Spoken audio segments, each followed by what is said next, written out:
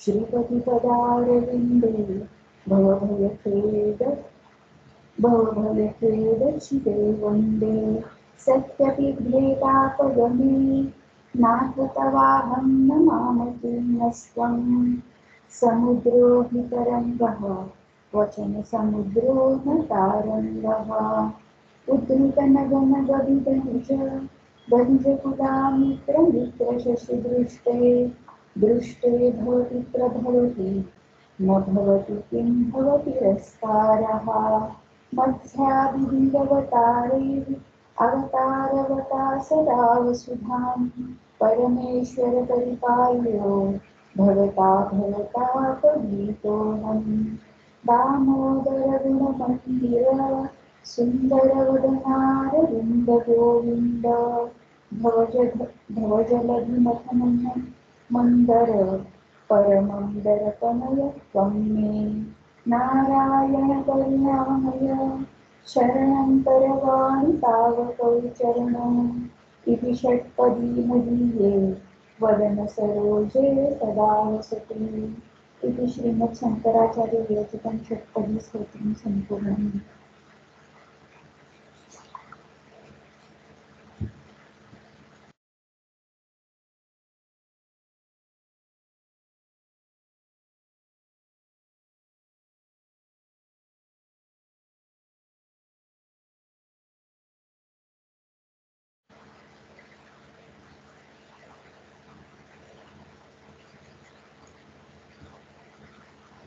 छान.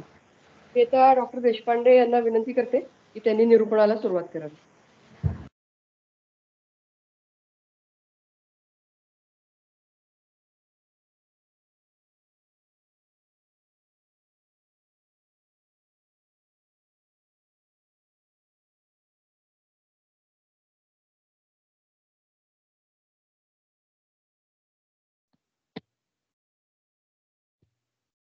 ब्रह्मानंदं परमसुखदं केवलं ज्ञानमूर्तिं द्वन्द्वातीतं गगनसदृशं तत्त्वमस्यादिलक्ष्यम् एकं नित्यं विमलाचलं सर्वधी साक्षिभूतं भावातीतं त्रिगुणरहितं सद्गुरुं तं नमामि.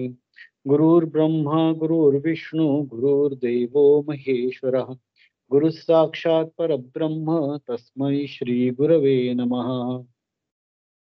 पुरुषोत्तम योगाच्या 15वा अध्याय जो पुरुषोत्तम योग आहे त्याच्या 5व्या श्लोकामध्ये भगवंत सांगतात की ज्यांचे मान आणि मोह नष्ट झाले आहेत, आसक्तीरूप दोष ज्यांनी जिंकला आहे, जे परमात्म्याच्या स्वरूपात नित्य असे स्थित असतात किंवा त्या स्वरूपाच्या जवळ असतात, ज्यांच्या इच्छा, ज्यांच्या आकांक्षा, ज्यांच्या कामना पूर्णपणे नाहीशा झाल्या आहेत, सुख दुःखाच्या द्वंद्वापासून जे मुक्त झालेले आहेत किंवा दूर झालेले आहेत आणि ते ज्ञान असे हे जे ज्ञानी जन आहेत किंवा सुज्ञ जन आहेत, तेच अविनाशी परमपदाला पोचतात असं भगवंतांनी सांगितलेलं आहे. आणि त्याच्यानंतर अविनाशी परमपदाला पोचतात म्हणजे नेमक्या कुठल्या पदाला पोचतात, ते पद कसं आहे आणि तिथे पोचलेल्या माणसांचं पुढं काय होतं हे भगवंत 15व्या अध्यायाच्या 7व्या श्लोकात सांगत आहेत.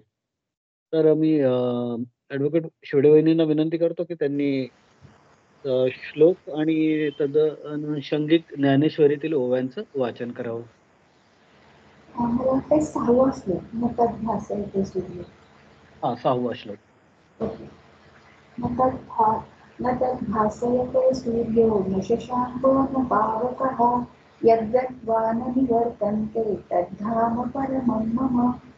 दीपाची या बंबाळी का चंद्रहन जे उजळी, हे काय बोलो अंशुमाळी प्रकाशी जे, ते आढळेची दिसणे जया ते काम देखणे, विश्वभासत से जेणे लपालेन, जैसे शिंपीपण हारते तव तव खरे होय रूपे, का दोरी लपता सापे पार होई जे, तैसी चंद्र सूर्यादि थोरे ये तेजे जिये फारे, ये जयाचे मी अंधारे प्रकाशती ते वस्तू की तेजराशी सर्व भूतात्मक सरिसी चंद्र सूर्यांचा मानसी प्रकाशे जे म्हणून चंद्र सूर्य तडवसा पडती वस्तूची या प्रकाशा या लागी तेजचे तेजसा ते वस्तूचे अंग आणि जयाच्या प्रकाशी जग हारते चंद्रार्पेसी स चंद्र नक्षत्रे जैसी विनोदयी नातरी प्रबोधलीये वेळे ते स्वप्नीची दिंडी मावळे का दुरेची सांज वेळे दुधकृष्णिका पैसा जिये वस्तूच्या ठाई कोणीच का आभासू नाही ते माझे निजधाम पाही पाटाचे गा पुढती जे तेथे गेले ते न भेटीची मागवती पावले महोदधी का निमले स्त्रोत जैसे का लवणाची कुंजरी सुगलिया लवणसागरी होयची ना माघारी परती जैसी नाना गेलिया अंतराळा न येतीची वन्ही ज्वाळा नाही तप्तता हो निजळा निघणे देवी तेवी मजसी एक वाट जे झाले ज्ञानी सुखत तया पुनरावृत्तीची वाट मोडली गा तेथ प्रज्ञा पृथ्वीचा रावो पार्थू म्हणे जी जी जी महापसावो परी विनंती एकी देवो चित्त रेतू तरी देवेसी स्वये एक हाती मग माधवते जे न येती ते देवेसी भिन्न आधी ही अभिन्न जी जरी भिन्नची अनादिसिद्ध तरी न येती हे असंबद्ध जे फुला गेले षटपद ते फुलेची ऋतुबा पै लक्षाहुनी अनादिसे बाणलक्षी शिवोनी वैसे मागिते पडती तैसे यतीची ते नातरी तुची ते स्वभावे तरी कोणे कोणासी मिळावे आपण यासी आपण रूपावे शस्त्रे केली न ही तुझसी अभिन्ना जीवा तुझा संयोग वियोगू देवा नाही बोलो अवयवा शरीरेसी आणि जे सदा वेगळे तुझसी तया मिळणी नाही कोणे दिवसी मा येती न येती हे कायसी वाय बुद्धी तरी कोणगा तुते पावोनी न येती मागवते हे विश्वतोमुखा माते बुझावी जी ये आक्षेपी अर्जुनाचा जो शिरोमणी सर्वज्ञांचा कौशला बोलून शिष्याचा देखून या मग म्हणेगा महामती माते पावोनी न येती पुढती ते भिन्ना भिन्न रीती आहाती दोन्ही जे विवेके खोले पाहिजे तरी मी तेची ते सहजे ना आहाच वाहाच तरी दुजे ऐसेही गमती जैसे पाणी आणि वेगळ आपण आप जता दिसती कल्लोळ एरवी तरी निखळ पाणीची ते का सुवर्णाहुनी आणि लेणी गमती भिन्ने मग पाहिजे तर सोने आघवेची ते तैसे ज्ञानाची ये भीती मजसी अभिन्नची ते किरीटी ये रभिन्नपण ते उठी अज्ञानास्तव आणि साचोकारे मी वस्तू विचारे तैसे मज एकसी दिसरे जे भिन्ना भिन्न व्यवहारे उमसी जेल आघवेची आकाश शून्य पोटी बिंबची जळी आते खोटी ते प्रतिबिंब कळी उठी ते रश्मी शिरे का कल्पांतीची या पाणिया काय गोट भरताती धनंजया म्हणून कैचे अंश अविक्रिया एकामज परी ओघाचे मी मिळेल पाणी उगू परी वाकुडे झाले रवी दुजेपण आले तोये बगे व्योम चौफळे की वाटोळे हे ऐसे काळीसयाही मिळेल परी घटमटी वेटाळे पैसेही आधी हा गा निद्रेचे मी आधारे काय ऐकले मी जग न भरे स्वप्नीचे म्हणजे अवतरे रायपणे का निमले मी किडाळे वाणी भेदासी हे सोळे तैसा स्वमाया वेटाळे सिद्ध जोगी तै अज्ञान एक रूढे तेणी कोहम विकल्पांचे मांडे मग विवरून तुझे पुढे देहो मी ऐसे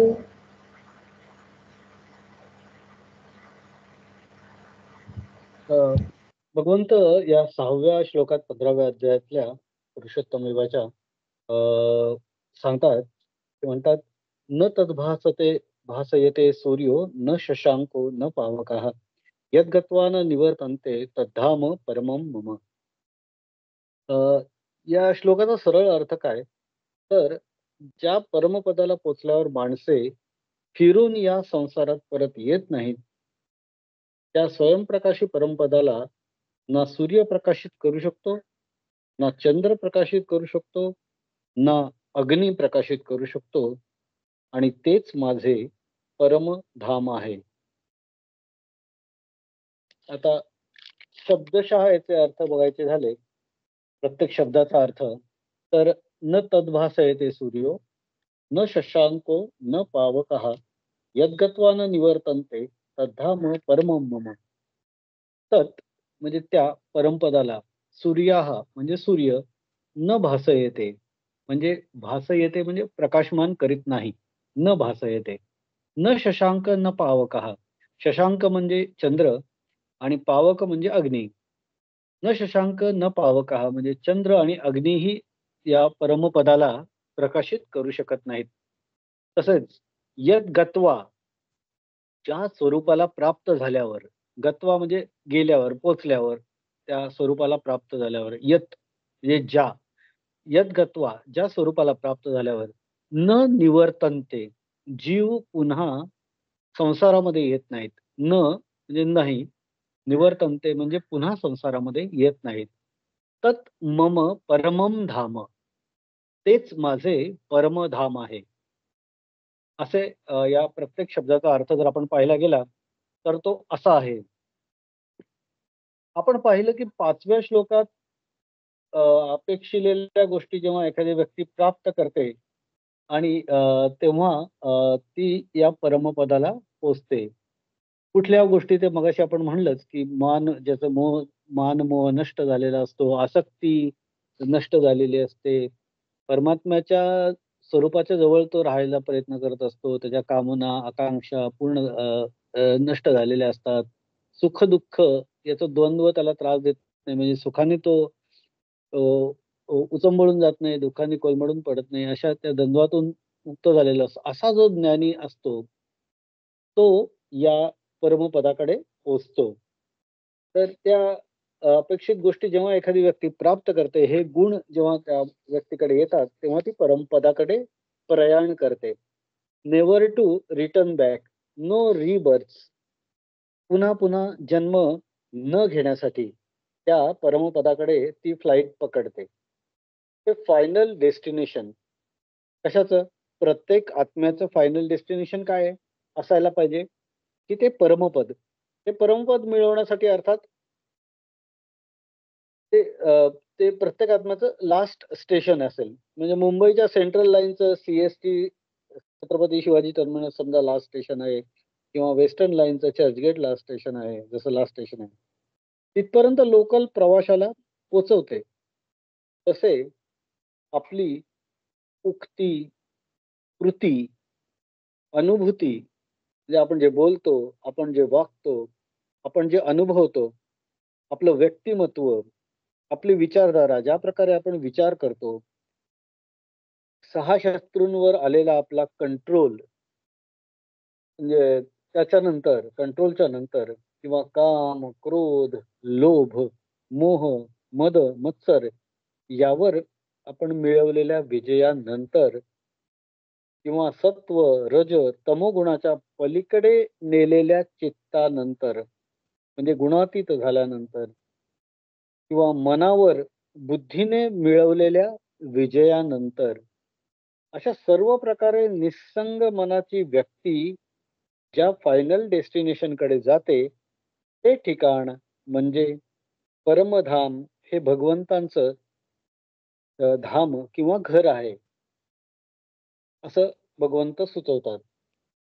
अर्थात असा कुठलाही व्हर्च्युअल किंवा सिम्युलेशन किंवा ॲक्चुअल जर्नी आपला देह काही करत नसतो, की आम्हाला अशा अमुक-तमुक परमधामाला पोहोचायचंय, ते इथं ठिकाण आहे आणि मी तिथं जाऊन पोहोचणार आहे.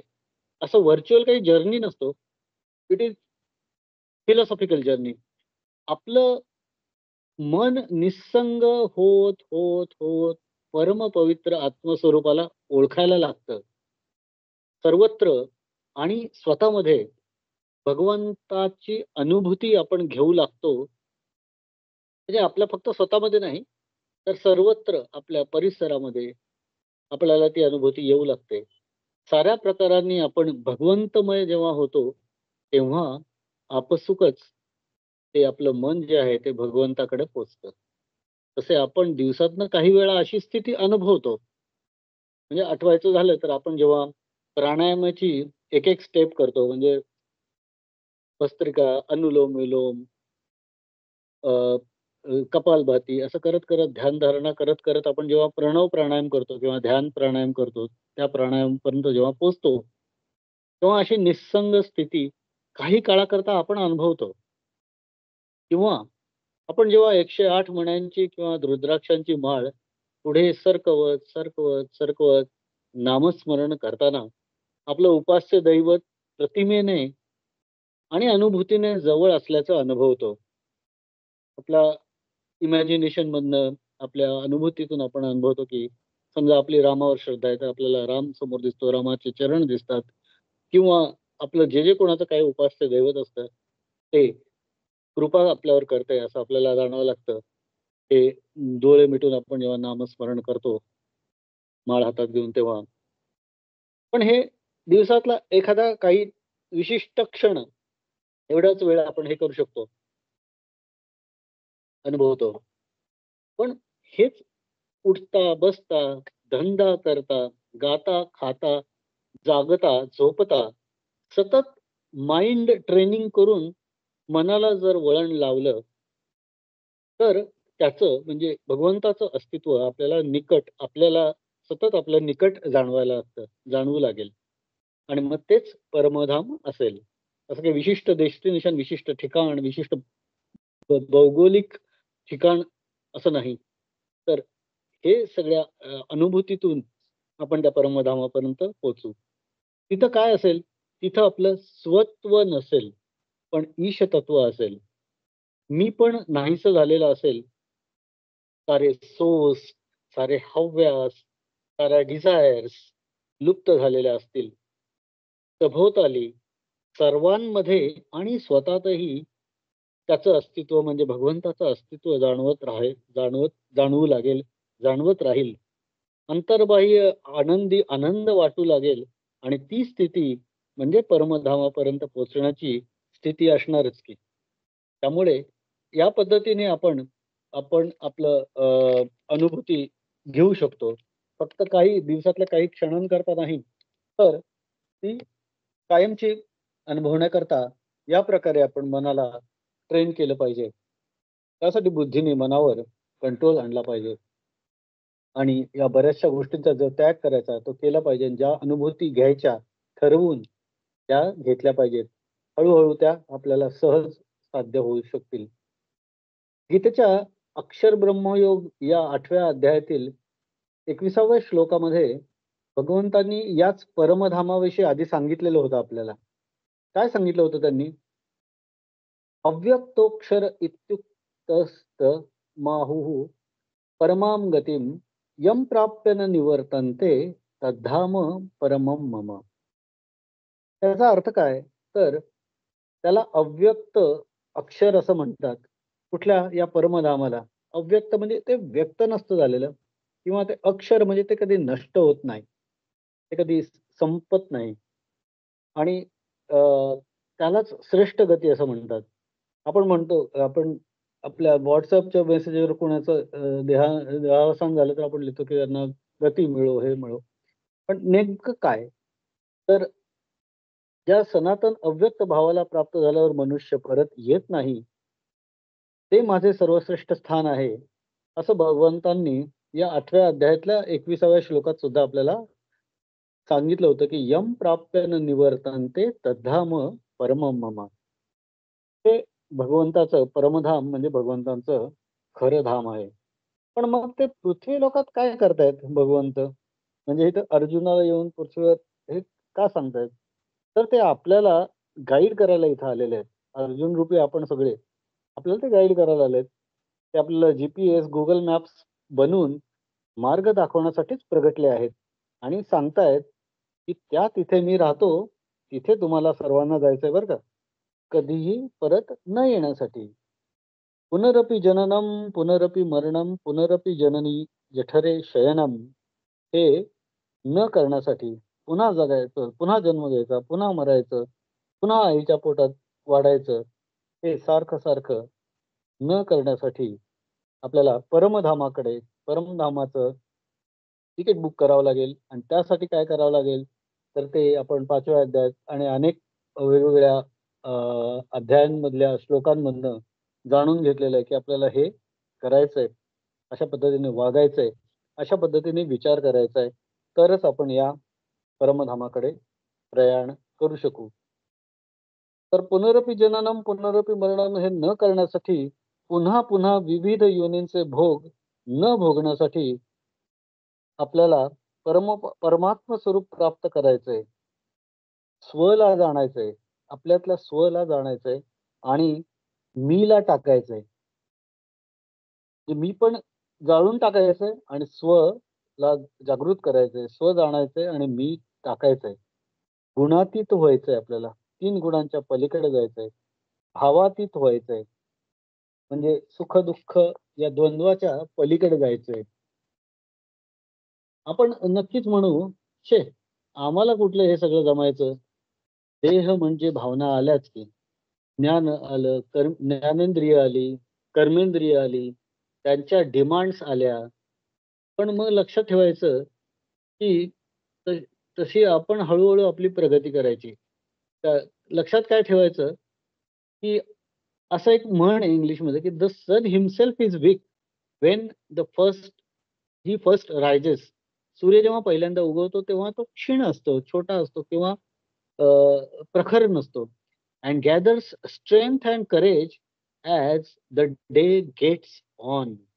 जसा दिवस वाढू लागतो, तसं सूर्याचं शक्ती आणि धैर्य वाढू लागतं, असं इंग्रजीमध्ये म्हण आहे.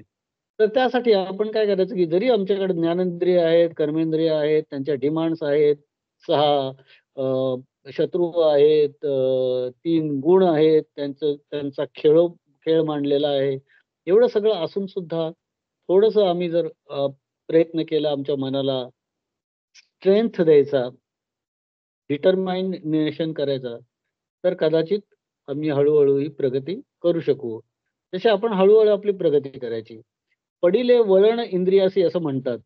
तसे इंद्रियासी चांगले वळण लावायचा प्रयत्न करायचा. बुद्धीचा चाबूक दाखवून मन मन, देहबुद्धी, इंद्रियांच्या मागण्यांना कंट्रोलमध्ये ठेवायचं, त्यांना धाकात ठेवायचं. मनाला, देहबुद्धीला, इंद्रियांच्या मागण्यांना धाकात ठेवायचं. कशाचा चाबूक दाखवायचा तर? बुद्धीचा चाबूक दाखवायचा. त्याला सांगायचं, "सूर्य बनायचंय तुला. सूर्य बनायचंय. तू स्वयंदीप हो, अत्तदीप हो," असं म्हणतात. "तू स्वतःच स्वयंप्रकाशित हो, अत्तदीप भव." असं मनाला चुचकारायचं. असं करत आत्मस्वरूप जाणायचं आणि परमधामाच्या दिशेने प्रयाण करायचं. आता या परमधामाला पोहोचल्यावर पुनर्जन्म नाही, असं भगवंतांनी गॅरंटी कार्ड दिलेलं आहे. येस. पण ही परमधामाला जाणारी मनाची ट्रेन पकडण्यासाठी मनाला ट्रेन करणं आवश्यक आहे आणि त्यासाठी मनाला वळण लावावं लागेल. याआधीही भगवंतांनी पुनर्जन्म कधी होत नाही, हे आपल्याला आधी सांगितलेलं आहे. आपल्याला आठवत असेल तर राजविद्या राजगुह्य योग या 9व्या अध्यायातील 25व्या श्लोकात भगवंत सांगतात, "यांती देवव्रता देवान, पितॄन् यांती पितृव्रताः, भूतानि यांती भूतेज्य, यांती मम यजिनो अपि माम." याचा अर्थ काय? तर देवांची पूजा करणारे देवांना मिळतात. यांती देवव्रता देवान. पितरांची पूजा करणारे पितरांना जाऊन मिळतात. पितॄन् यांती पितृव्रताः. भूतांची पूजा करणारे भूतांना प्राप्त होतात. भूतानी यांती भूतेच्या. आणि माझी पूजा करणारे भक्त मला येऊन मिळतात. यांती मम यजिनो अपि माम. त्यामुळे माझ्या भक्तांना पुनर्जन्म नाही. मला येऊन मिळणे हे तुमचे फायनल डेस्टिनेशन आहे. असं त्यांनी आपल्याला 9व्या अध्यायातल्या 25व्या श्लोकात सांगितलेलं होतं. आणखी एक पुनर्जन्म न होण्याच्या संदर्भातला आणखी एक श्लोक आठवतो. तो अक्षर ब्रह्मयोग या 8व्या अध्यायातला 16वा श्लोक. या श्लोकामध्ये भगवंत काय सांगतात? "आ ब्रह्मभुवनाल्लोका पुनरावर्तिनोऽर्जुन मामुपेत्ये तु कौंतेय पुनर्जन्म न विद्यते. हे अर्जुना, ब्रह्मलोकांपर्यंतचे सर्व लोक हे पुनरावर्ती आहेत. म्हणजे पुन्हा पुन्हा होणारे आहेत, पुन्हा पुन्हा ते प्राप्त होणारे आहेत.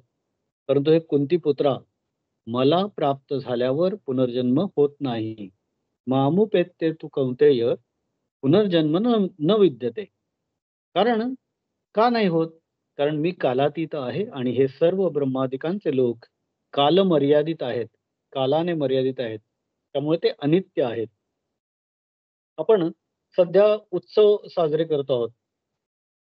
रोज आरत्या म्हणतो आहोत. त्या रचणाऱ्या समर्थ रामदास स्वामी, नरहरी, संत एकनाथ आदी सर्वांनी या देवांच्या आरत्यांमधून त्यांची महती वर्णन केलेली आहे, त्या त्या देवतांची. संत एकनाथ रचित दत्ताच्या आरतीत ते काय म्हणतात? दत्त येऊनिया उभा ठाकला, सद्भावे साष्टांग प्रणिपात केला, प्रसन्न होऊनी आशीर्वाद दिला, जन्म मरणाचा फेरा चुकविला. यात हा जन्म मरणाचा फेरा चुकवला, हाच सर्वात मोठा देवाचा आशीर्वाद आहे. देवाने हे आपल्याला समजून घ्यायला पाहिजे. कसला आशीर्वाद? की जन्म मरणाचा फेरा चुकविला. गाडी, बंगला, यश, पैसा, कीर्ती हे सगळं चांगलंच आहे, हे छानच आहे, काही वाईट नाहीये, हे पाहिजेच. पण हे अनित्य आहे. It is not long lasting. It is कमी जास्त होणारी गोष्ट आहे, नष्ट होणारी गोष्ट आहे, टेम्पररी गोष्ट आहे. त्यासाठी परमेश्वराकडे गाडी, बंगला, यश, पैसा, कीर्ती अशा टेम्पररी गोष्टी मागण्यात काही अर्थ आहे का? तर नाही. त्याला काय मागायचं? की सद्भावे साष्टांग प्रणिपात केला, आणि त्यांनी काय केलं? की प्रसन्न होऊन आशीर्वाद दिला, जन्म मरणाचा फेरा चुकविला.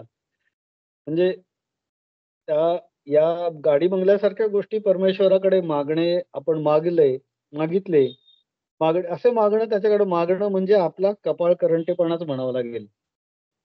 Ask him for something which is special, something which is eternal, something which is forever. Temporary गोष्टी त्याच्याकडे मागण्यात काय पॉइंट आहे? पण त्यासाठी तेवढीच श्रद्धाही असावी. भगवंताचे ध्यान लागता त्याच्याशी मनाने एकरूप होता काय होते, हे संत एकनाथ महाराजांनी सांगितलंय याच आरतीमध्ये.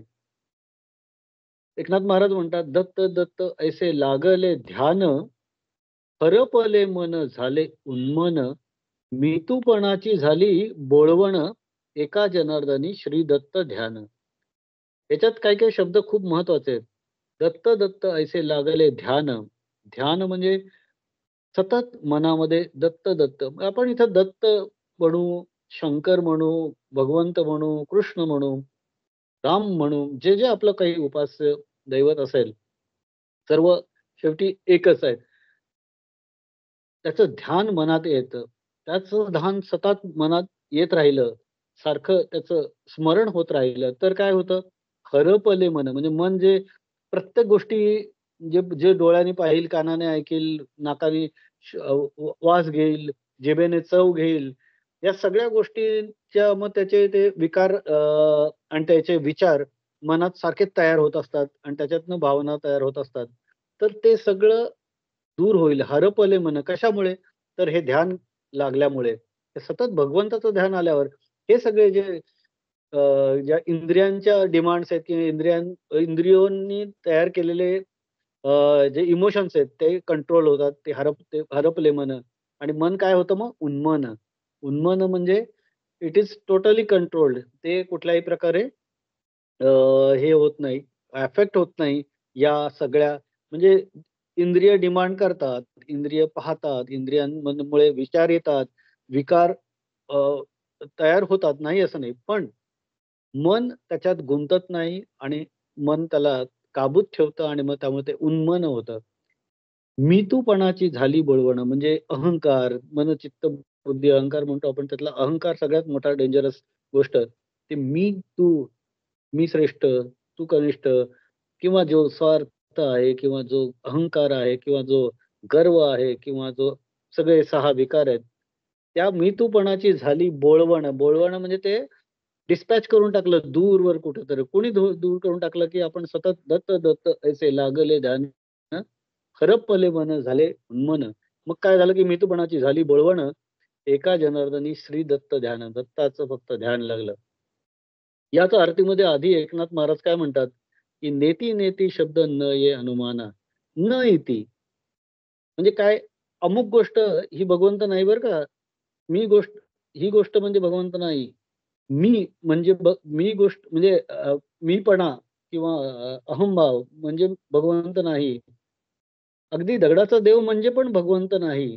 पण भगवंत पाहणे म्हणजे काय, तर प्रत्येक गोष्टीत त्यातल्या चांगल्या गोष्टीत भगवंत पाहणे आणि भगवंत पाहणे म्हणजेच भगवंत होऊन जाणे, असं बहुतेक एकनाथ महाराजांना सुचवायचं असावं. एकनाथ महाराज म्हणतात, "सबाह्य अभ्यंतरी तू एक दत्त, अभाग्यासी कैसी कळेल ही मात, पराही परतली तेथे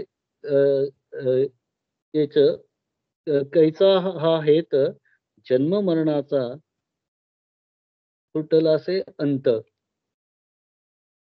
तर म्हणजे जन्म मरणाचा जो अंत आहे, म्हणजे हे जो आहे विचार आहे, तो कुठे संपतो? की सबाह्य अभ्यंतरी तू एक दत्त.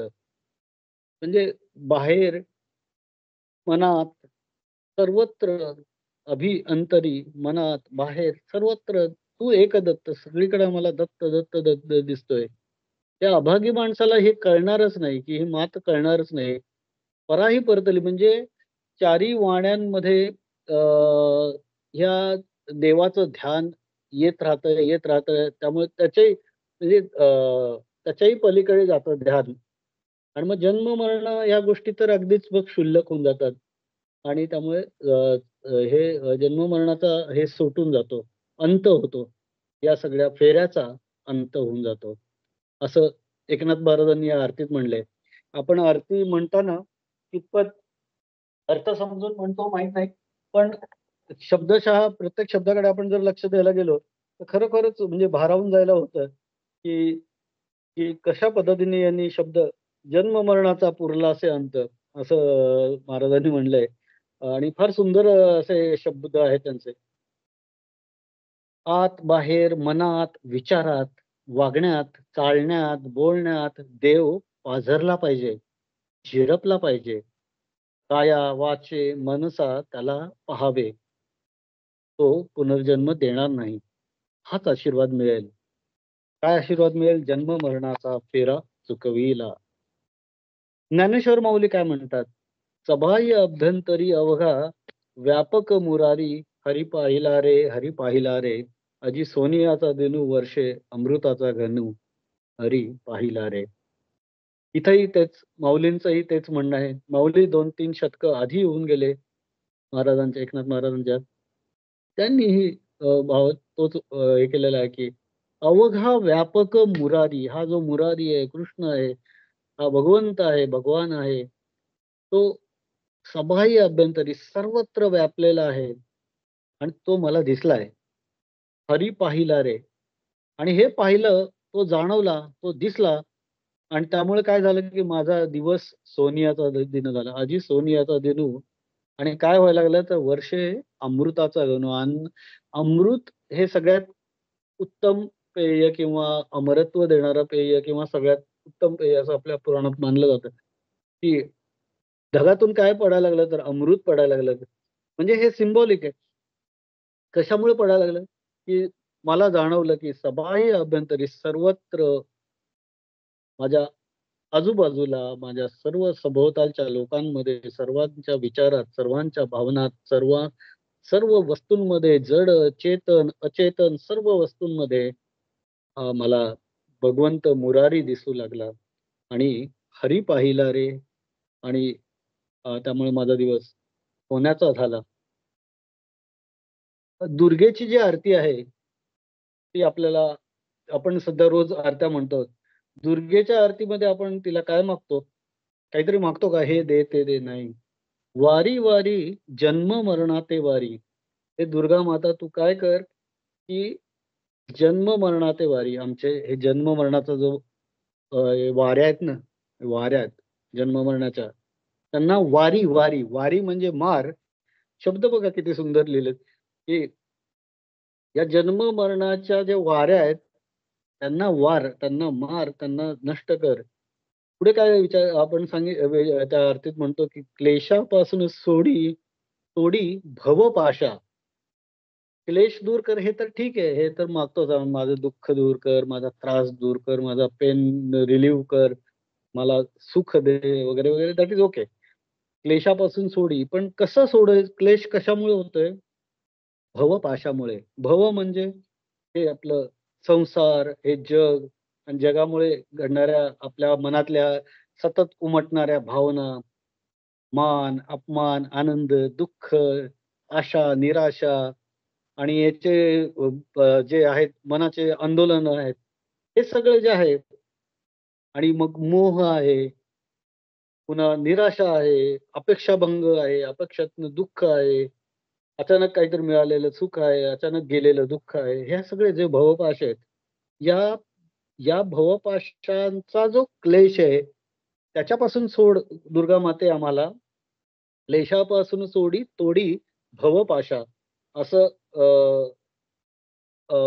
आरतीमध्ये म्हटलंय. हेच भगवंत पुढे इथं सांगतायत, की जो सर्वार्थाने मला येऊन मिळतो, आपल्या या श्लोकामध्ये, तो त्याला पुनर्जन्म नसतो. असं ते अ, हे आहे. काय या श्लोकामध्ये म्हणलेलं आहे, शब्दशः आपण मगाशी बघितलंच, की स्वयंप्रकाशमान, अविनाशी, नित्य स्वरूपाचं असं जे परमधाम आहे, या नित्य परमधामाला सूर्य, चंद्र किंवा अग्नी हे प्रकाशमान करू शकत नाहीत. म्हणजेच ते नित्य शाश्वत स्वरूप सूर्य, चंद्र वगैरेंचा विषय होऊ शकत नाहीत. म्हणजे आपण म्हणतो, की जोपर्यंत जब तक सूरज चांद रहेगा, अमुकचं नाम रहेगा वगैरे आपण म्हणतो. जसं काही ते शाश्वत आहे असं आपल्याला वाटतं.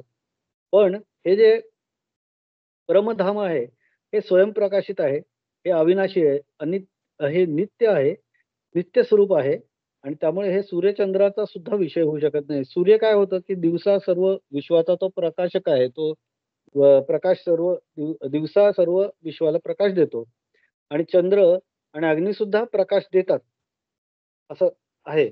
पण याचं कारण विश्वाला आणि विश्वामधील सर्व विषयांना स्वतःचा प्रकाश नाहीये. त्यामुळे ते सर्व अन्य प्रकाशकांवर अवलंबून आहेत.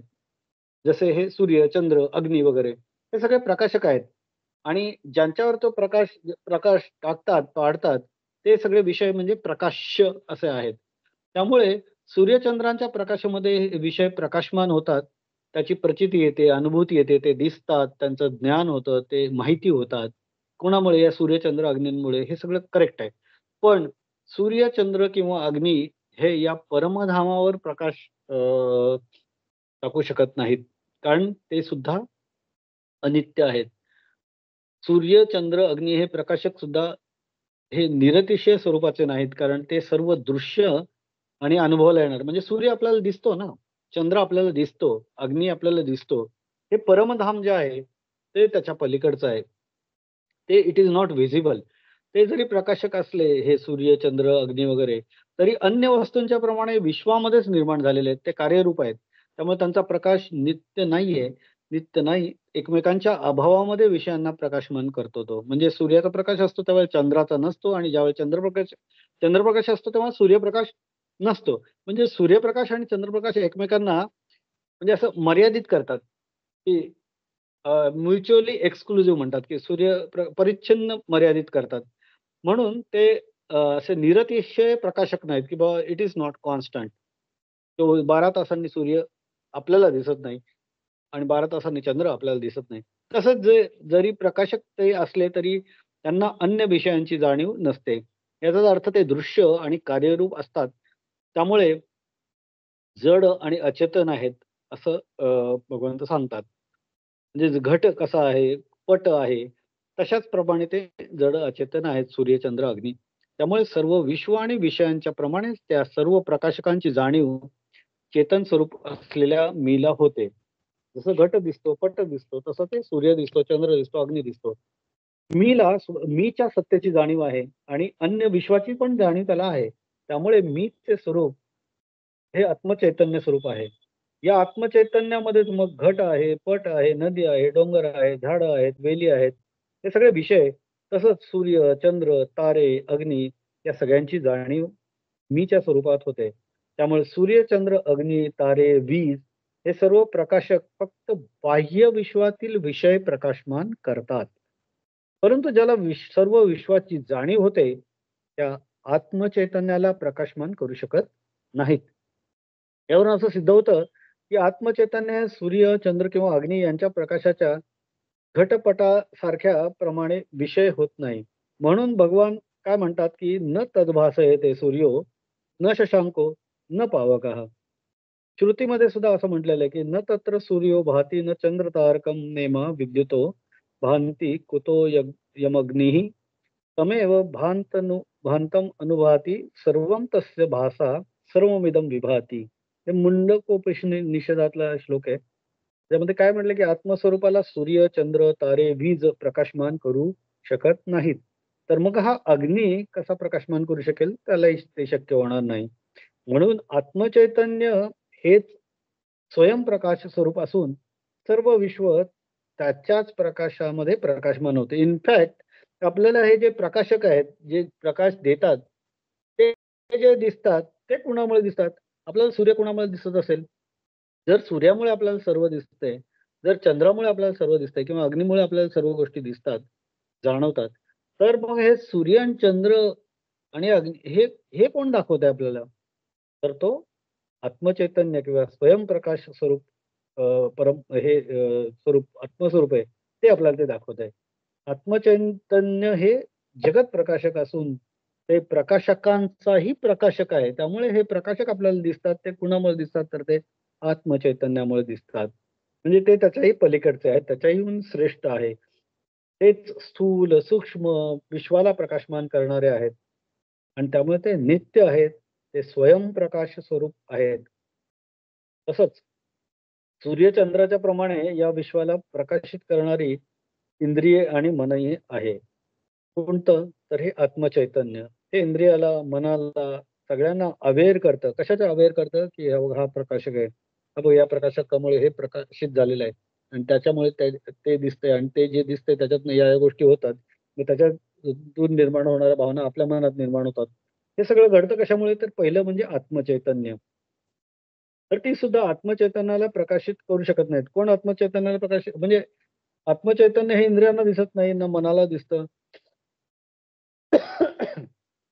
ना सूर्याला दिसतं, ना चंद्राला दिसतं, अग्नीला दिसतं. तर श्रुतीमध्ये असं म्हटलं, की "न तत्र चक्षुर्गच्छति, न वाग् गच्छति, न मनः." किंवा "यतो वाचो निवर्तन्ते अप्राप्य मनसा सह."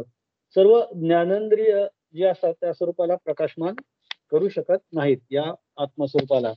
सर्व कर्मेंद्रिय जी असतात ती सुद्धा त्याला प्राप्त प्राप्त करू शकत नाहीत. इतकंच नव्हे, तर मन सुद्धा हे काम करू शकत नाही.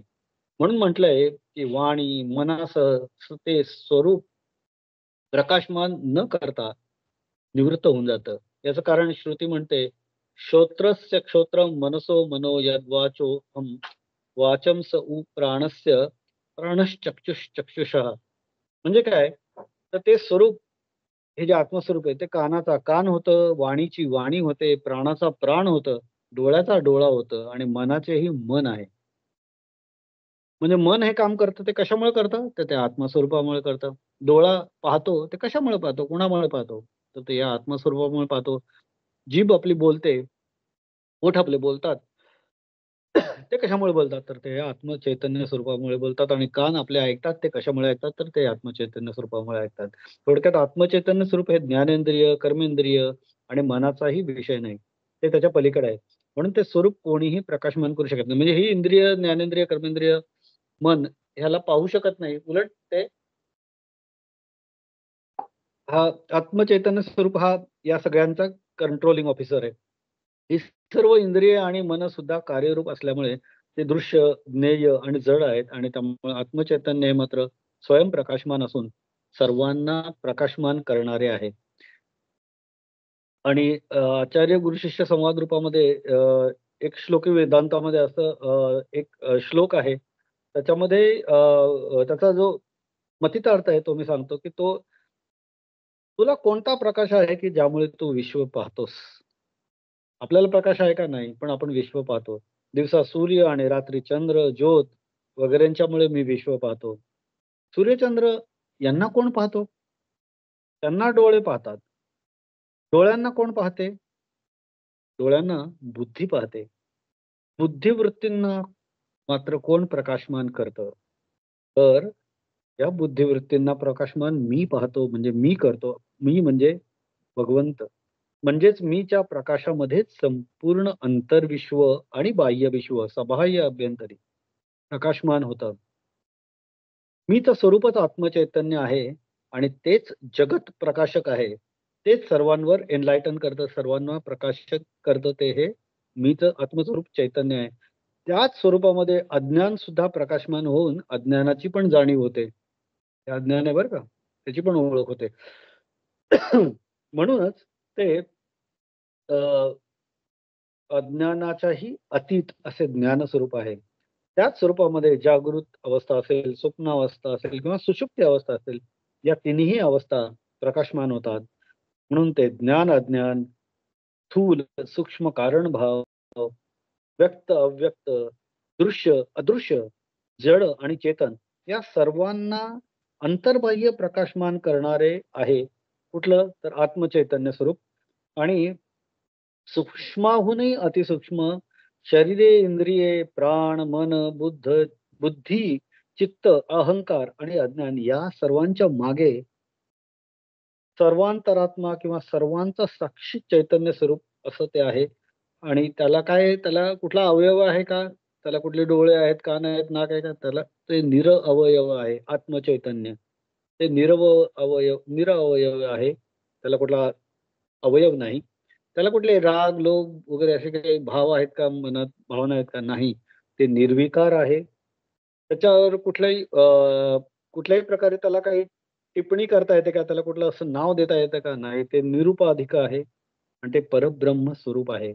आणि तेच मी या शब्दाने निर्देशित केलेलं आहे. त्यामुळे अशा स्वयंप्रकाश मान अशा अविनाशी परमपदाला, स्वरूपाला प्राप्त झालेले जे लोक आहेत, ज्यांनी या सगळ्या गोष्टी अचीव्ह केलेल्या आहेत, ज्या रिक्वायरमेंट्स आहेत त्या अचीव्ह केलेल्या आहेत, ते या अविनाशी परमपदाला, स्वरूपाला प्राप्त झालेले स्वतःच परब्रह्म स्वरूप होतात. सर्व भेद, द्वैतभाव त्यांच्या मनातून नाहीसा होतो. त्यांना अद्वैताची अवस्था प्राप्त होते. ते परमेश्वराच्या अतिशय जवळ जातात मनाने. ही अवस्था प्राप्त झाल्यानंतर ते सिद्ध पुरुष होतात, जीवनमुक्त पुरुष होतात. ते पुन्हा संसारामध्ये येत नाहीत, ते पुन्हा संसारामध्ये रमत नाहीत. त्यांना विदेह कैवल्य अवस्था प्राप्त होते. आधीच्या श्लोकात सांगितल्याप्रमाणे जो महात्मा म्हणजे जे रिक्वायरमेंट्स आपण म्हणलं, की जो सुख-दुःखाच्या द्वंद्वापासून दूर आहे किंवा इतर ज्या गोष्टी आहेत, तो आत्मज्ञानाने अज्ञानाचा पूर्णपणे ध्वंस करतो, नाश करतो. अज्ञान दूर करतो. त्यामुळे कारणनाशात कार्यनाशः या न्यायाने अज्ञानाचाच नाश झाल्यामुळे, ध्वंस झाल्यामुळे अज्ञानातून निर्माण होणारा जो अहंकार आहे, ममकार आहे, मी केलं, मी बघितलं, मी असं, मी तसं, हा ममकार जातो, अहंकार जातो, कर्तृत्व, भोक्तृत्व म्हणजे मी हे बघतो, मला हे मिळतं, या सगळ्याचा अहंकार, कर्तृत्व, भोगतो जातं आणि संपूर्ण सुखदुःखांचा, संसाराचा सुद्धा ध्वंस होतो. तो परमज्योती स्वरूप असलेल्या परब्रह्म स्वरूपाला, माझ्या स्वरूपाला प्राप्त होतो. मायेच्या पलीकडे आहे. म्हणजे हे परब्रह्माचं स्वरूप भगवंत सांगतात, की हे जे परमधाम आहे, हे माझ्या मायेचा एक भाग नाहीये. It is not a physical entity. ते मायेच्या पलीकडे आहे. ते परमस्वरूप आहे.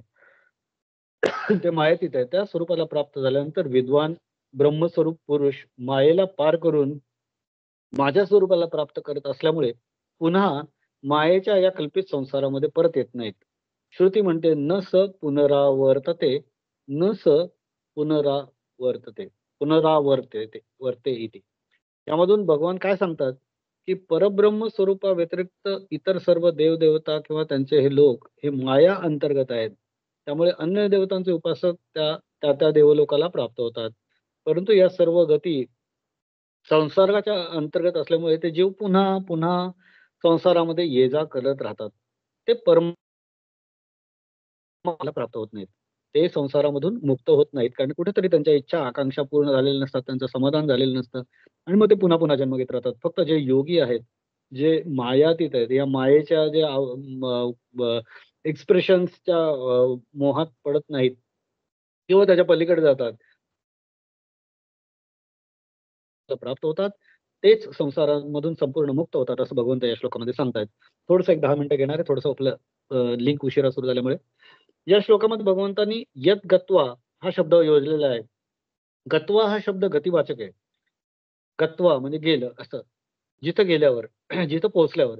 जेथे जेथे गती असते तेथे तेथे गतीला पुन्हा रिटर्न असतं म्हणजे पुनरागमन असतं.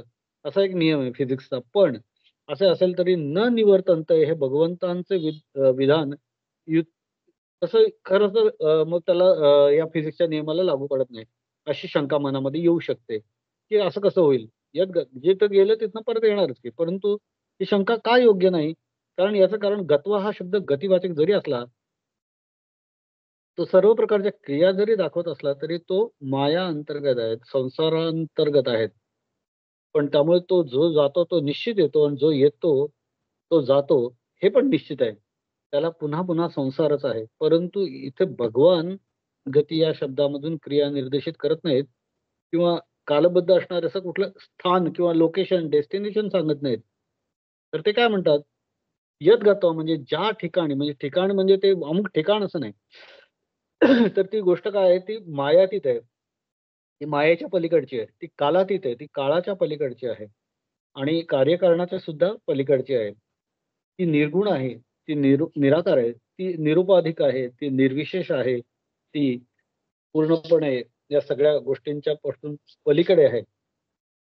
आणि त्यामुळे ते स्वरूप कर्माने किंवा उपासनेने प्राप्त होणारं नाही, तर फक्त ज्ञानानेच ती गोष्ट प्राप्त होणार आहे. ते परमधाम आणि ते दूर नाहीये. ते तर स्वतःचं स्वरूप आहे ॲक्चुअली. पण त्याचं रिअलायझेशन होणं हे गरजेचं आहे. गौतम बुद्धाला ते झालं, शंकराचार्यांना ते झालं किंवा अनेक महापुरुष आपल्या समोर आहेत, की त्यांना रामदासांना झालं, तुकारामांना झालं, ज्ञानोबा माऊलींना झालं, चोखा मिळायला झालं, प्रत्येकाला झालं. हे का? कारण त्यांनी त्याच्यात सतत तो ध्यान, लागले ध्यान, सतत लागलं ध्यान. त्यामुळे त्यांच्यामध्ये हे जमू शकलं. ते काही दूर नाहीये हे ठिकाण, हे जे आहे. जरी ते मायातीत असलं, ते जरी कालातीत असलं, तरी ते अचिव्हेबल आहे. त्या स्वरूपाला प्राप्त होणारा म्हणजे परमज्योती स्वरूप जो साधू आहे, तो मायातीत असलेला निर्विशेष स्वरूपाला प्राप्त होतो आणि त्यामुळेच तो पुन्हा माईक संसारामध्ये परत येत नाही, असं भगवंत सांगतात. त्यामुळे गत्वा हा शब्द इथं गतिवाचक नाही, तर आपण त्याला गत्वापेक्षा ज्ञात्वा म्हणूया. म्हणजे त्याचं जाणीव झाली, ज्ञान झालं, की मग अशा अज्ञानावस्थेतून हे आपलं जे सॅटेलाईट आहे, तो ज्ञानावस्थेकडे पोहोचतो आणि मग पुन्हा पुन्हा जन्म-मरण आहे. ते त्याच्या ज्ञानावस्थेमध्ये मात्र गमन आणि आगमन होत नाही. म्हणजे संसार काही परत त्याच्यावर लादला जात नाही. असं घडतं जेव्हा त्या व्यक्तीला या सगळ्या गोष्टी साध्य होतात. आणि म्हणजे हे जे त्यांनी सांगितलं, की सूर्य, चंद्र आणि अग्नीसारखे प्रकाशक जरी बाह्य विषय प्रकाशमान करत असले, तर ते मन की बात काही प्रकाशित करत नाहीत. ते मन की बात आपल्याला प्रकाशित करायला पाहिजे. मन की बात जाणायला पाहिजे. आत्मस्वरूपाला प्रकाशित ते करू शकत नाहीत. त्यामुळे त्यासाठी आपल्याला आत्म जाण्यासाठी विशेष यत्न करायला पाहिजेत. ज्ञानेश्वरीमध्ये या ओव्यांच्या बाबतीत खूप छानसं त्यांनी उदाहरणं दिलेली आहेत आणि त्याच्यात एक गंमत पण त्यांनी केलेली आहे, की अर्जुनाला चक्क भगवंतांविषयी त्यांनी त्याच्या याच्याविषयी त्यांच्या थिअरीविषयी थोडंसं काही विचारलेली आहे. त्याचंही त्यांनी या श्लोकाचं जे विवरण केलेलं आहे, त्याच्यामध्ये सांगितलंय, की सुरुवातीला ज्ञानोबा माऊलींनी जे श्लोक सांगितलेले आहेत, त्याच्यामध्ये त्यांनी सांगितलं, की अ, दिव्याच्या दिपवून टाकणाऱ्या प्रकाशाने जे प्रकाशलं जातं किंवा चंद्र त्याला प्रकाशित करतो, त्याची गोष्ट काय सांगावी, पण सूर्यही ज्याचे प्रकाशन करतो, अशा तिन्ही प्रकारच्या प्रकाशाने जगातल्या सर्व वस्तूंचं दिसणं अ, पण हे जेव्हा वस्तू या सगळ्या दिसतात, तेव्हा कोण दिसत नाही? आत्मस्वरूप दिसत नाही. आणि जेव्हा आत्मस्वरूपाला पाहायला आपण शिकतो, तेव्हा या सगळ्या गोष्टींचा म्हणजे जे प्रकाश्य गोष्टी आहेत, ज्या प्रकाशकामुळे प्रकाशित होतात, त्या गोष्टींचा निराश होतो आणि आत्मस्वरूपच दिसायला लागतं. पण या गोष्टी जेव्हा जोपर्यंत दिसत राहतात, जेव्हापर्यंत डिमांड्स मनाच्या राहतात, तोपर्यंत हे आत्मस्वरूप काही दिसत नाही. जे आत्मस्वरूप लपले असतं विश्व भासते आणि विश्व दिसत असते तेव्हा ते आत्मस्वरूप दिसत नाही. असं म्हणणं माऊलींनी म्हणलंय. म्हणजे त्यांनी त्याचं उदाहरण दिलं, की शिंपीवर मिथ्या असणारं शिंप दिसतं. दोरी ला सापाचा भास होतो. दोरी दोरी जरी असली तरी त्याच्यातनं सापाचा भास होतो आणि उगीच तो साप वाटत राहतो. मग तो जोपर्यंत साप वाटतो तोपर्यंत ती दोरी दिसत नाही आणि जेव्हा दोरी दिसायला लागते तेव्हा साप निराश होऊन जातो. त्याप्रमाणे चंद्र, सूर्य इत्यादी जे मोठमोठाली तेज आहेत, प्रकाशक आहेत, ती ज्या आत्मवस्तूच्या अज्ञानात अज्ञानात प्रकाश करतात. म्हणजे ते जे आहेत त्या तेजाची रास आहे. पण सर्व प्राण्यांमध्ये आत्मत्व करून जी सारखी व्याप्त आहे, ती चंद्र सूर्याच्या मनात प्रकाशतं. पण चंद्र सूर्य हे वस्तूंच्या प्रकाशाने पडणारे कवडचे आहेत. तेजस्वी वस्तूंमध्ये जे तेज आहे, ते वस्तूचं अंग आहे. हे चंद्र सूर्य दिसतात ते कुणामुळे दिसतात? तर ते पुन्हा आत्मस्वरूपात वस्तूच्या प्रकाशात चंद्र सूर्य दिसतात किंवा आत्मवस्तूचा प्रकाश एवढा मोठा आहे, की त्याच्यामध्ये चंद्र सूर्य सगट, अग्निसगट सगळं जग लोपून जातं, असं माऊलींनी म्हटलंय. त्यांनी पुन्हा मागे काही दिलेली उदाहरणं परत दिली आहेत, की जागं झालं, आपण झोपेतनं जागं झालं, की स्वप्नातला पसारा कसा नाहीसा होतो, तसा आत्मस्वरूप प्राप्त झालं, की हे भोग, हे लोभ हे सगळे नष्ट होऊन जातात. पुन्हा त्यांनी म्हणलंय, की संध्याकाळ झाल्यावर जसं मृगजळ दिसत नाही, तडपत्या उन्हात मृगजळ दिसतं, पण संध्याकाळ झालं, की मृगजळ राहत नाही. तसंच हे आत्मस्वरूप प्राप्त झालं, की बाकीचं काही दिसत नाही आणि परमपद प्राप्त होतं. ज्याप्रमाणे आत्मवस्तूच्या ठिकाणी कोणताच भास नाही, अर्जुना ते माझं श्रेष्ठ ठिकाण आहे, असं समज. तेथे म्हणजे त्या निजधामाच्या ठिकाणी, परमधामाच्या ठिकाणी जे लोक गेले ते पुन्हा पाऊल मागे घेत नाहीत, पुन्हा जन्माला येत नाहीत. जसं महासागराला मिळालेली नद्यांचे ओघ परत काही नदीकडे येत नाहीत किंवा मिठागरांमध्ये मिठागरातलं मीठ खाऱ्या समुद्रात पसरलं, की ते परत ते मिठागरात येत नाही, पण ते पाण्यात मिक्स होऊन जातं. तसं किंवा आकाशामध्ये ज्या अग्नीच्या ज्वाळा गेलेल्या असतात, ते काही परत येत नाहीत. तापलेलं लोखंडापासून पाण्याला परत येणं शक्य नसतं. पाणी जर लोखंड तापलेलं पडलं, तर ते परत येत नाही. त्याप्रमाणे शुद्ध ज्ञानाने जे माझ्या स्वरूपी मिळाले, त्यांना पुनर्जन्माचा मार्ग मोडला. यावर अर्जुन काय म्हणतो? असं म्हणजे यांनी माऊलींनी वर्णन केलंय. थोडंसं गमतीशीर म्हणजे थोडासा प्रश्न विचार केलाय आणि शंका उपस्थित केली आहे, की शिष्य म्हणून, की "महाराज पण माझा एक शंका आहे, की जे पुरुष देवाशी स्वतः एकरूप होतात किंवा तुमच्या स्वरूपाशी ऐक्याला पावतात आणि मग माघारी येत नाहीत, ते पुरुष आपल्याशी देवाशी भिन्न असतात किंवा अभिन्न असतात, ते काय असतं नक्की? कारण जे पुरुष स्वरूप करून मूळचे भिन्नच असले, तरी ते माघारी येत नाहीत, हे आपलं म्हणणं विसंगत आहे. कारण आपलं म्हणणं खरं असेल तर मग फुलात फुलात जो गुंग झालेला भ्रमर आहे किंवा भुंगा आहे, तो खरोखरच फुले म्हणजे तो फुलच व्हायला पाहिजे ना, जर एकरूप व्हायचं असेल तर. असं अर्जुन शंका काढतो, की जर फुलामध्ये गुंग गुंगला किंवा एकरूप झाला, तर तो मग फुलच का होत नाही? स्वरूपाने लक्षाहून वेगळं असलेले बाण लक्षाला शिवून म्हणजे लक्षावर आदळून लक्ष्यरूप न होता जसे पुन्हा वेगळेच पडतात, तसे ते पुरुष देवाच्या स्वरूपाला स्पर्श करून देवाशी ऐक्य न पावता पुन्हा माघारी येतीलच की, अशी शंका अर्जुन व्यक्त करतो कृष्णाकडे. अथवा जे पुरुष जर स्वभावतःच तूच जर असले म्हणजे भगवंता तू असले, जर ते पुरुष तुझ्यामय झाले, म्हणजे त्यांचं आणि तुझं स्वरूप मूळचं एकच असलं, तर मग कोणी कोणाला मिळायचं? म्हणजे त्यांनी तुला मिळायचं का तू त्यांना मिळायचं? शस्त्राने आपण आपल्याला कसे रुपवायचे? म्हणून देवा ज्याप्रमाणे शरीर आणि शरीराचे अवयव यांचा संयोग अथवा वियोग म्हणता येत नाही, त्याप्रमाणे तुझ्याशी अभिन्न जे जीव त्यांचा तुझ्याशी संयोग किंवा वियोग होतो हे म्हणता येत नाही. आणि तुझ्याशी जे सदा भिन्न आहेत त्यांना कोणत्याही काळी तुझ्यात मिळता यायचंच नाही. मग ते तुझ्या स्वरूपाहून माघारी येतात अथवा येत नाहीत. हे कशी काय व्यर्थ समजूत आहे? असं भगवंतांना अर्जुन शंका काढतो की जर त्यांचं स्वरूप आणि तुझं स्वरूप किती म्हटलं तरी वेगळं दिसणार आहे फिजिकली. आता पुन्हा याच्यात हा थोडासा अर्जुनाचा अज्ञान आहे की तो फक्त दृश्य स्वरूप जे दिसतंय त्याच्याविषयी बोलतोय. मग तो बाणाचा उल्लेख करतो, भुंग्याचा उल्लेख करतो, शरीराचा उल्लेख करतो आणि म्हणतो मग असं कसं होईल? तू आणि ते एकच झाले किंवा तू ते आत्मस्वरूपाला प्राप्त झाले आणि ते परत येणार नाही असं होऊ शकत नाही. ते आणि तू आणि बिंदच आहेत. तरी तुझ्या स्वरूपाला प्राप्त होऊन ते माघारी येत नाहीत ते कोण?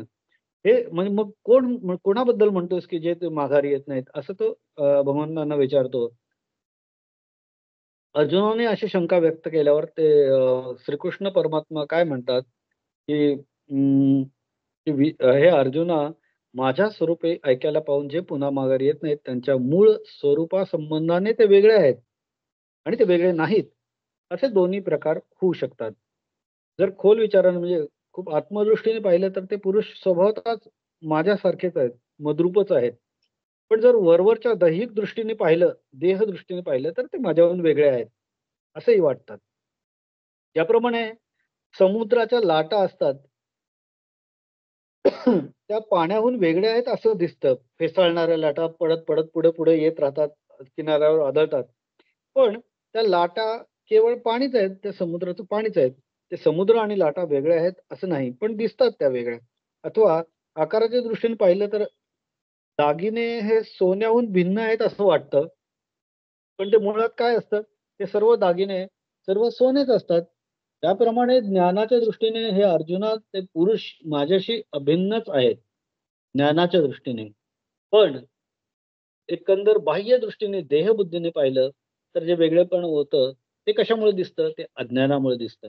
आणि खरोखरच आत्मदृष्टीने पाहिलं तर मी जो एक, त्या मला दुसरे कुठलं जे वेगळं आहे किंवा एक आहे असा व्यवहार होऊन असं काही फरक दिसून येत नाही, असं भगवंत सांगतात. सर्वच्या सर्व आकाश पोटात घालून सूर्यबिंबाने ब्रह्मांड गोल व्यापून टाकला, तर त्या सूर्याचं प्रतिबिंब कुठं उत्पन्न होणार? ते कुठे दिसणार? त्याची किरणं कुठे शिरणार? जर सूर्याने सगळंच सगळं ब्रह्मांड गोल जर झाकून घेतलं तर? किंवा ते असं सांगतात, की कल्पांत काळाच्या वेळेला जे उदक असतं, त्याचे पाठ फुटून प्रवाह वाहतात का? कल्पांतकाळी म्हणजे जो शेवटचा काळ आहे, ज्यावेळेला प्रलय येणार आहे, त्यावेळेला त्याचे काही पाठ फुटून पाणी वाहत नाही. तर तो कल्पांतच असतो पूर्णपणे. तसं एवढ्याकरता मी जो अविकारी आहे, त्या मला माझे अंश कुठे आहेत? मी सर्वत्र आहे, असं थोडक्यात सांगायचंय. त्यामुळे पात्राच्या संबंधामुळे पाणी सरळ असतं, पाणी वाकडे झाले. पाण्याच्या संबंधाने पाण्यात प्रतिबिंब पडल्या कारणाने सूर्याला दीनपणा किंवा आला असं काही म्हणता येत नाही. हे आकाश चौकोनी किंवा वाटोळे असं कशाने मिळणार आहेत? परंतु आकाश जर घटाकडून मठाकडे वेष्टिलं गेलं, तेव्हा तसंही ते वाटोळं किंवा चौकोनी असतं. त्यामुळे अ, झोपेमध्ये पुन्हा एकदा ती माऊली त्या उदाहरण देतात, की झोपेमध्ये स्वप्न राजा झाल्याचं स्वप्न बघणारा व्यक्ती जेव्हा अ, अ, अ, तो प्रगट जागा होतो, तेव्हा तो स्वप्नातील सर्व जग त्याचं अस्तित्वात असतं का? तर नसतं. तसंच हिणकस धातू मिसळला तर 100 नंबरही सोनं जसं निराळ्या कसाला येतं, त्याप्रमाणे मी जो शुद्ध आहे, तो मायेने वेटाळला जातो आणि मग तुम्हाला तो हा वेगळा, तो वेगळा, तो वेगळा आणि तो एकत्र होऊ शकत नाही किंवा एकमय होऊ शकत नाही, असं वाटू लागतं. हे सगळं अज्ञानमूलक आहे. त्यामुळे इथं संशय दाटतो आणि त्यामुळे विचाराने मी त्या भक्ताच्या जवळ गेलो, विचाराने भक्त जर माझ्या जवळ गेला, तर तो माझ्या आत्मस्वरूपाला प्राप्त होऊ शकतो. असं भगवंत या ज्ञानेश्वरीच्या ह्याच्यात भगवंतांनी अर्जुनाने शंका काढली आणि त्याप्रमाणे त्यांनी वर्णन केलं, असं ज्ञानेश्वरीमध्ये त्यांनी सांगितलेलं आहे. प्रभुपाद स्वामींनी याचं जे विश्लेषण केलंय, त्याच्यात त्यांनी बद्धावस्था आणि मुक्तावस्था अशा परिप्रेक्ष्यामध्ये या श्लोकाला बघितलंय, की जोपर्यंत माणूस बद्धावस्थेत असतो, तोपर्यंत या तद्धाम परम माझं हे जे परमधाम आहे, तोपर्यंत तो पोहोचू शकत नाही. कारण तो बद्धावस्थेत आहे. बद्ध कशात आहे? तो स्वतःच्या प्रतिमेत बद्ध आहे, स्वतःच्या मीपणात बद्ध आहे, स्वतःच्या भावनात, वासनात, गुणात, त्रिगुणात या सगळ्यात बद्ध आहे. आणि मुक्तावस्थेत जो जेव्हा जातो, तेव्हा तो कोणाला जाऊन प्राप्त होतो, तर तो प्राप्त होतो भगवंताला. मुक्त कशापासून होतो तो? या गुणांपासून मुक्त होतो. तो मायेच्या प्रभावापासून मुक्त होतो. तो गुणांच्या प्रभावापासून मुक्त होतो. तो राग, द्वेष सगळे जे 6 विकार आहेत त्यांच्यापासून मुक्त होतो. सुख-दुःखाच्या द्वंद्वापासून मुक्त होतो. म्हणजे जे काही 5व्या श्लोकात सांगितलेलं आहे, त्यापासून तो जेव्हा मुक्त होतो, तेव्हा तो मला प्राप्त होतो आणि जे मला प्राप्त होतात माझ्या ते त्यांना पुन्हा जन्म घ्यावा लागत नाही. कारण ते माझ्या परमधामाला पोहोचतात आणि यद्गत्वा न निवर्तन्ते ते पुन्हा या जगात या याच्यामध्ये जन्म-मरणाच्या फेरामध्ये अडकत नाहीत आणि त्यांचा जन्म-मरणाचा फेरा चुकतो. असं भगवंतांनी या 6व्या श्लोकामध्ये आपल्या या 15व्या अध्यायाच्या पुरुषोत्तम योगाच्या सांगितलेलं आहे. आणि त्याच्याबद्दल पुन्हा त्यांनी पुढे 7व्या श्लोकात बद्ध जगातला जीव सुद्धा माझेच अंश आहेत, सनातन अंश आहेत आणि बद्ध जीवनामुळे ते मनासहित 6 इंद्रियांशी सतत कठीण संघर्ष करत असतात माझ्यापर्यंत पोहोचण्यासाठी आणि त्या सगळ्या साखळ्यांनी त्यांना बांधलं गेलेलं असतं. हे सगळं आहेत 6 इंद्रिय. त्याचा सगळा जो इफेक्ट आहे त्याच्याबद्दल ते 7व्या श्लोकात सांगतात ते आपण पुढच्या भागात घेऊया. अ, तर अशा प्रकारे या परमधामाची ट्रेन पकडण्यासाठी मनाला ट्रेन करण्याचं ठरवून एक शेवटचं आठवण एक करून द्यायची, की 9व्या अध्यायातला शेवटचा श्लोक जो होता, त्याची आठवण करून देऊन मी आज थांबतो. त्याच्यामध्ये राजविद्या राजगुह्य योगमध्ये भगवंतांनी सांगितलं होतं, की हे सगळं परमधामाला पोहोचण्यासाठी तू काय करशील? तर ते असं सांगितलं होतं, की "मन्मना भव मद्भक्तो मद्याजी मां नमस्कुरु, मामे वैश्यस्य युक्तेवम आत्मानं मत्परायणम." माझ्यात मन ठेव, माझा भक्त हो, माझी पूजा कर, मला नमस्कार कर. अशा रीतीने आत्म्याला माझ्याशी जोडून मतपरायण हो, होऊन तू मलाच प्राप्त होशील. असं 9व्या अध्यायातल्या 34व्या श्लोकात भगवंतांनी सांगितलंय आणि त्याचे 2-3 ओळी ज्ञानेश्वरीतल्या पण सांगतो. त्या पण किती सुंदर आहेत. माऊली म्हणतात, "तू मन हे मीची करी, माझा भजनी प्रेम धरी, सर्वत्र नमस्कारी मज एकाते.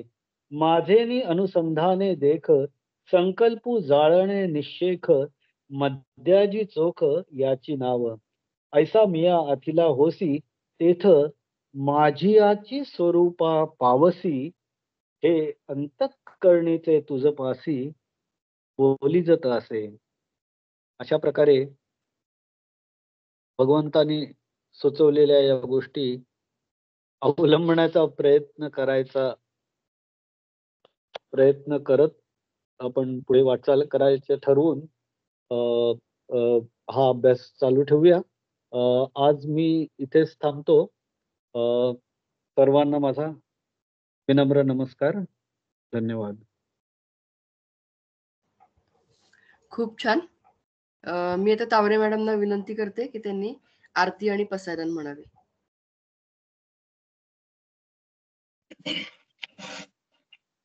ओम जय भगवद गीते, ओम जय भगवद गीते. हरिः कमल विहारिणी, हरिः कमल विहारिणी, सुंदर सुपुनीते.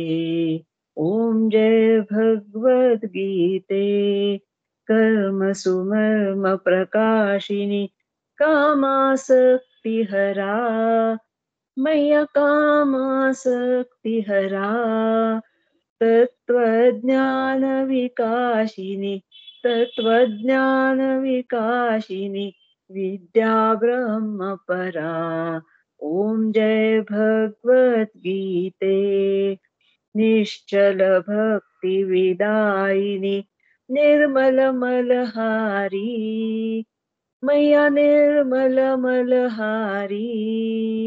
शरणरहस्य प्रदायिनी शरणरहस्य प्रदायिनी सबविधि सुखकारी ओम जय भगवद गीते रागद्वेष विदारिणी कारिणी मोद सदा मय्यकारिणी मोद सदा भवभयहारिणी तारिणी भवभयहारिणी तारिणी परमानंद प्रदा ओम जय भगवद गीते आसुर भाव विनाशिनी नाशिनी तमरजनी मैया नाशिनी तमरजनी दैवी सद्गुणदायिनी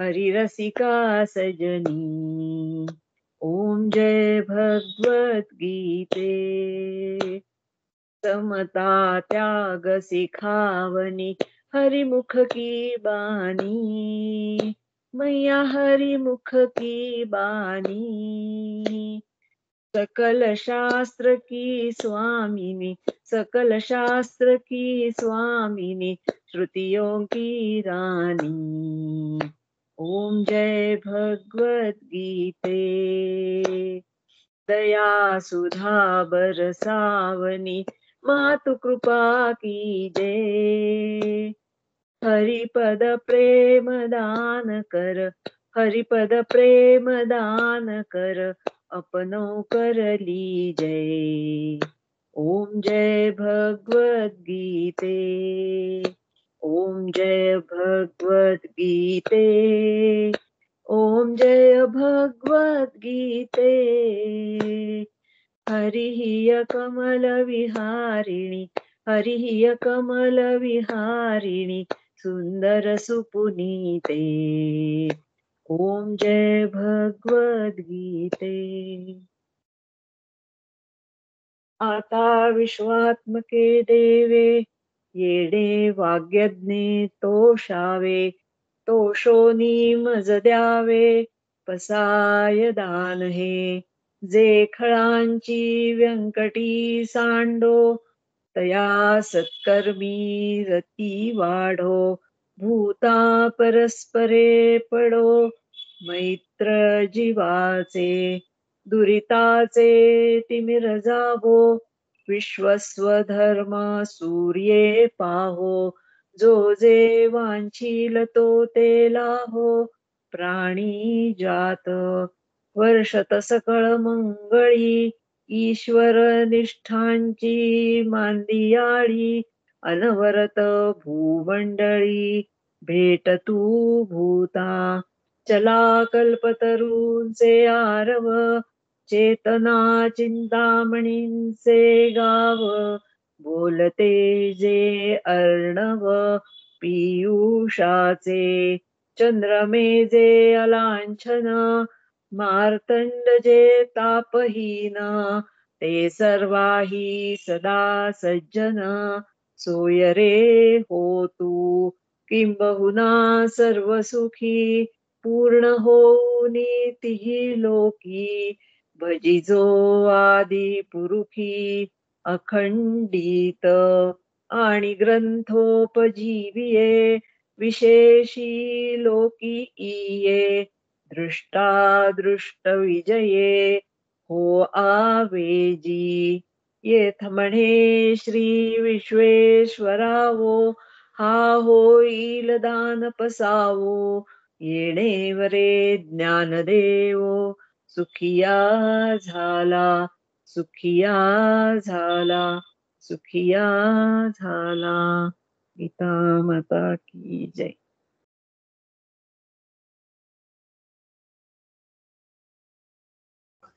छान. आरती प्रसादान दोन्ही छान झालं.